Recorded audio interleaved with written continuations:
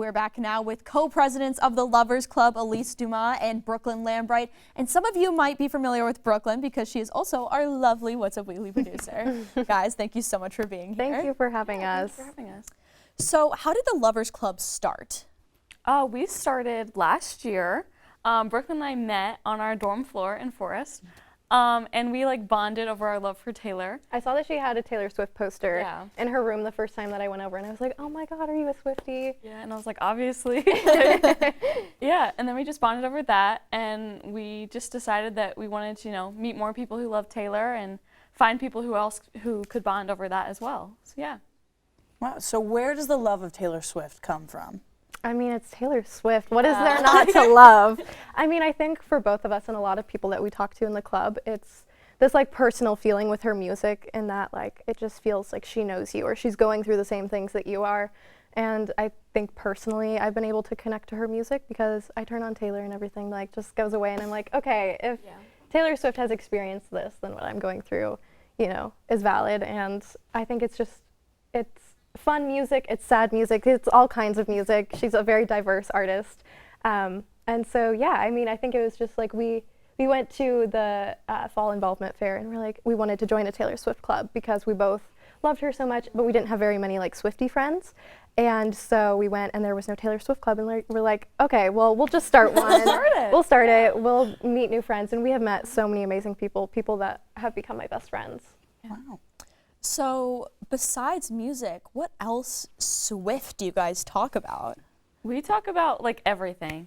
Like we talk about, obviously the music, but her life in general, the tour, obviously, such a big thing. Last year we like started hyping up for the Eras tour. We like went through every week, we went through a different era and just talked about it. And then this semester we're kind of like going through all the eras again, but with the music videos. So yeah, every week we've been watching a different music video from a different era. So yeah.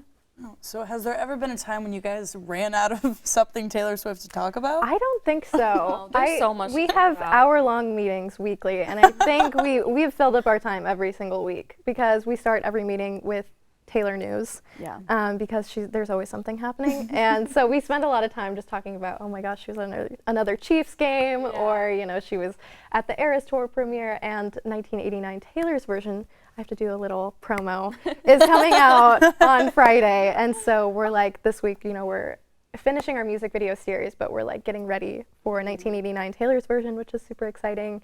Next week we'll have a listening party, so she's always doing something new. There are always theories and Easter eggs floating around on TikTok and Twitter, so we always have something to discuss.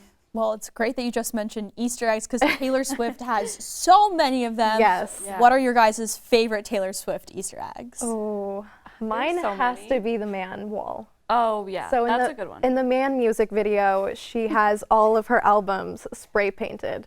And so there's a theory that it's a clock and that it's like actually the order of her re-records.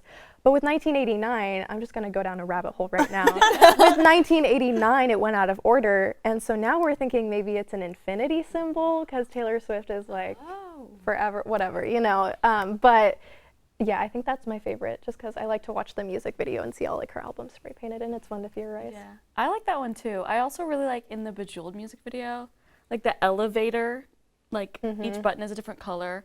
And so she like pressed like floor number 3 and it was purple for Speak Now. And the next one she went up to was like the blue 5, which was 1989.